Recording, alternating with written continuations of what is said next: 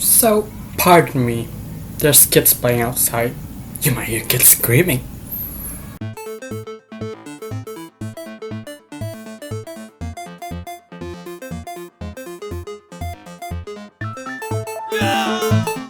Hello, good day folks, it's me Gothenvoker, or probably you already know me by my name, which is Suryo. And today, it's Raya and the Last Dragon finally hit the theaters, or we'll be playing with the premiere access in Disney Plus.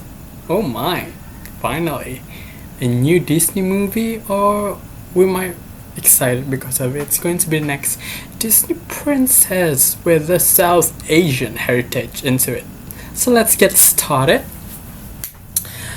Before we are talking a lot about Raya and the Last Dragon, I have to give a quick and huge round of applause, because every time you watch Disney movie you realize that there will be a short animation before the movie itself, and this time we have Us again, which is amazing. I'm literally speechless because how good it is. It is the very first short animation that makes me cry, not like dropping a tear, but it's literally making me cry because how beautiful, how touching, how moving, but at the same time it kind of moves you because it has a very amazing music throughout that animation, which is amazing again. Us again, whoever that made it, that is really great. I'm going to talk about Raya and the Last Dragon, and I'm just gonna putting a spoiler warning in here. So if you don't know which spoiler or you have watched movie, come in. Okay, first is we're going to talking about the animation of the movie itself, which always Disney is always making a beautiful and stunning animation. The way they're depicting forest, like every I don't know, either they putting tree one by one, or I don't know how it works, but it's just really great. And then the world of Kumandra itself is really stunning. And as an Indonesian, which is a part of South Asia, I can see a lot of references of my own culture itself. I can say, oh, there's the cloud batik. It also have some scene in the opening. Oh, it kind of give a nod to wayang itself, and then there's just a lot of things. There's other country culture itself. I really don't know which of it actually came from. There's a little bit of India Buddhist thing that meshed up together. That's just how it is, but it's just really stunning. It really works perfectly. I just really amazed the amount of detail they put and how they managed to combine everything. Stunning. And for Kumandra itself, as I said, it was really beautiful. Kumandra is divided into 5 lands after what happened 500 years ago when all of the dragons of Kumandra is gone. There's the Fang land, Heart land, Spine land, Talon land, and Tail land. But for Fang, I really like it because it's like the contemporary, the modern kind of land from the other city or kingdom or whatever it is, or tribe. Okay, I'm just gonna call it a tribe. It's kind of difficult. And then the heart, which is where Raya came from, it's literally as purest form of Kumandra itself. It's felt like the nature, the calm, the peace one. And the spine, it's felt like the barbaric giant snowy thing. I don't know. I really don't know what I have to make on my mind of spine. As for Talon, it's for all the floating market, because it really resembles of floating market, which is quite big in South Asia, and a con artist. Okay, I actually had a question of that choices, but it's fine, and it's fun. As a tail, which also I had quite a problem, just like a spine, it's a dessert, question mark.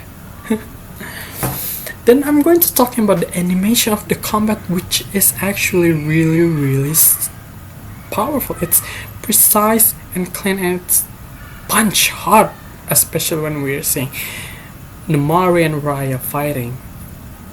But it comes with its own problem, which is they punch really hard, but there's no blood or there's no bruises or anything. There's this consequence that Disney are afraid to take because they're really trying to make this movie as friendly as possible, probably to the children.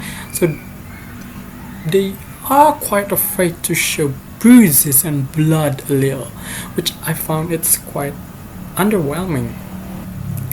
And now we're going to talking about the character. I'm going to talking about the most main character. First is Raya. Raya is the main character and probably going to be the princess, the new princess that came within this movie.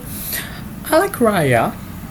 She's fine. She's powerful. She is a really, really great fighter. But that's it. I really don't know what else to say about Raya.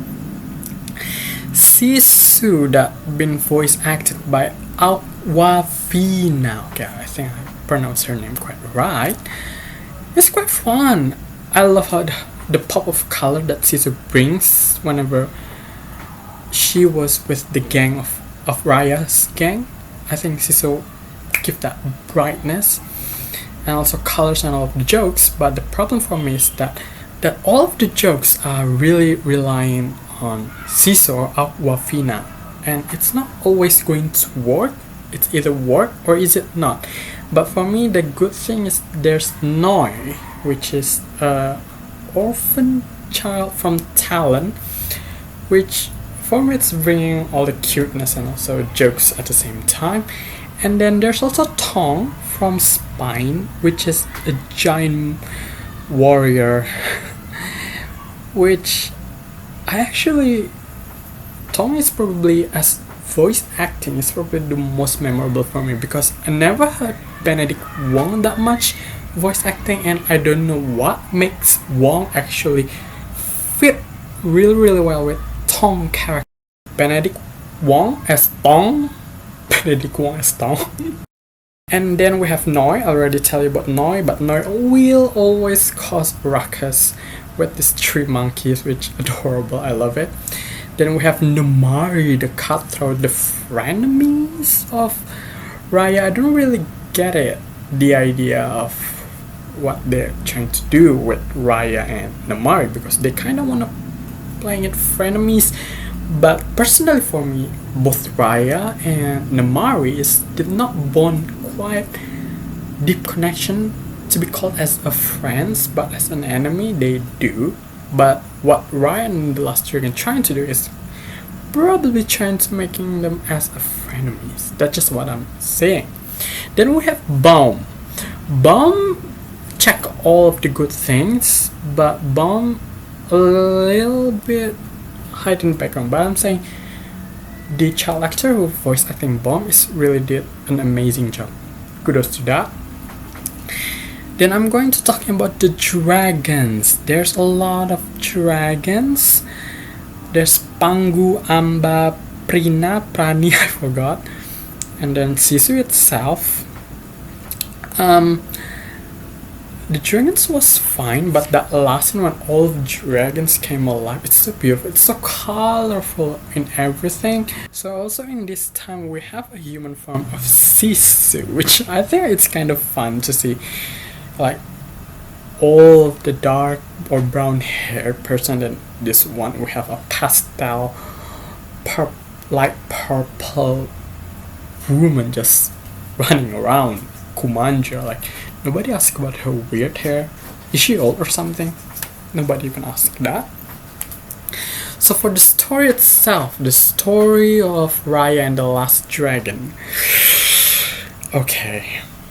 The whole time I'm watching Raya, I've kind of noted, oh my god, this is literally like Thanos in Infinity War.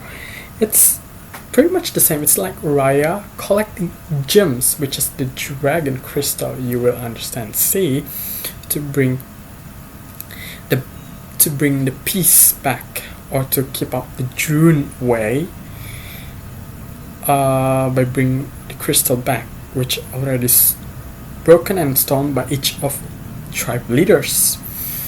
It's pretty much the same, going one place to another, collecting gems, while in a way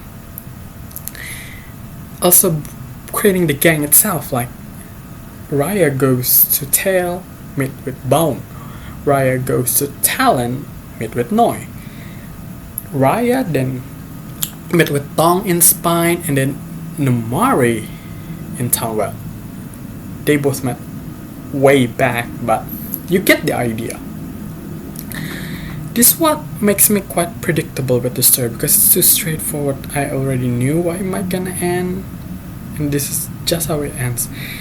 It's basically requires like a representation of each land and just trying to unite, because Kumandra is kind of collapsed because all of the tribes separated, had a conflict with one another.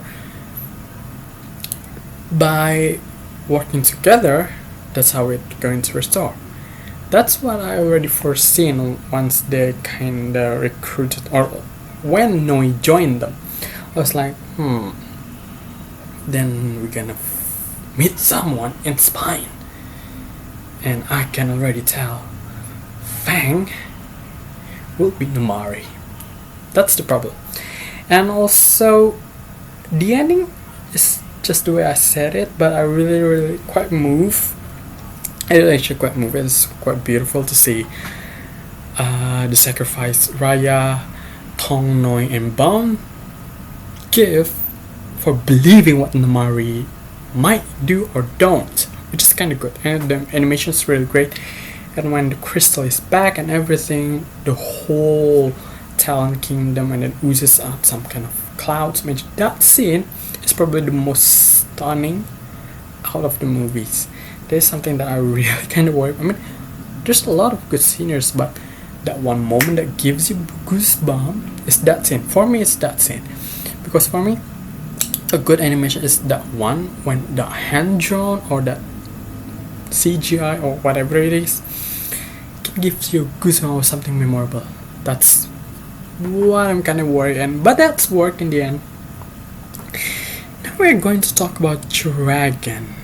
The dragon is very colorful, as I said, as in the end all of the dragon return, and then when they try to walk, it's like a pinky rainbowish step. They're trying to float to the sky and stuff. They're just good, but the problem is I don't feel like they are quite Asianish feel. I don't know. It felt too furry for me. I think if you wanna like approach more South Asian or Asian, at least a little bit scale, I think that's what's worked. It's too much furry. It doesn't scream that scales of the dragon much. And also, of all of dragons, including Sisu, my favorite is actually Pangu, because Pangu is the only dragon that has like a crown things on top of his head, which felt majestic. I love Pangu. And also, each dragon somehow have a power, but I think it's kind of lacking.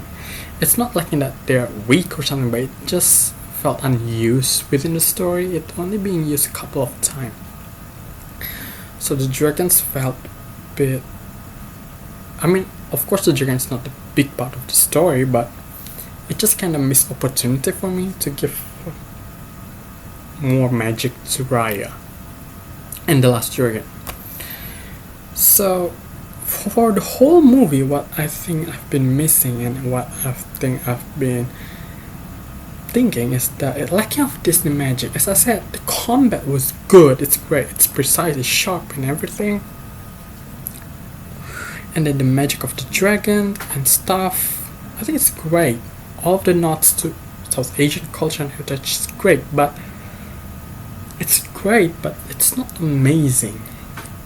It's just lacking of that one point. Probably if they take combat a little bit more or creating much more magic to it, it will create that Disney magic that I think personally a little bit missing. Spine and Tail tribe did not work within the Kumandra because Spine is in the snow. It felt more like Viking-ish giant Greek-ish. It just screamed that much rather than Asia. While Tail, there might be a desert in Asia, but it just doesn't work because it's just lacking of that culture, a little bit of richness that other land has. So overall of Raya and the Last Dragon, I thoroughly enjoy it. It's a great addition. It's lacking something that make it magical, just like in Frozen 1 or other successful Disney movie. So, truly all of Raya and the Last Dragon, it's absolutely great. The animation is amazing, astounding. The story is simple, the combat is great, it's entertaining for sure, but as I said, it's kind of lacking a little bit of Disney magic for me. I don't know whether they should take it a little bit musical. I don't think it's so, but I think when they wanna do combat, they did not push or brave enough to go, as I said before. So, Raya and the Last Dragon is truly a good addition to new Disney princesses and also a great representation for South Asia itself. So personally, I'm gonna give Raya and the Last Dragon 7.9 per 10. It's still good for me, but not like great enough. But it's good. So go watch it in the cinema, but stay safe if you decide to go to cinema. But if you decided to buy premium access on Disney Plus, go ahead.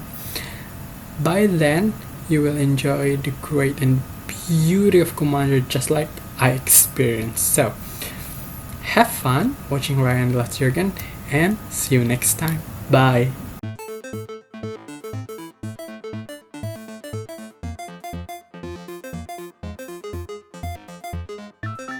Yeah!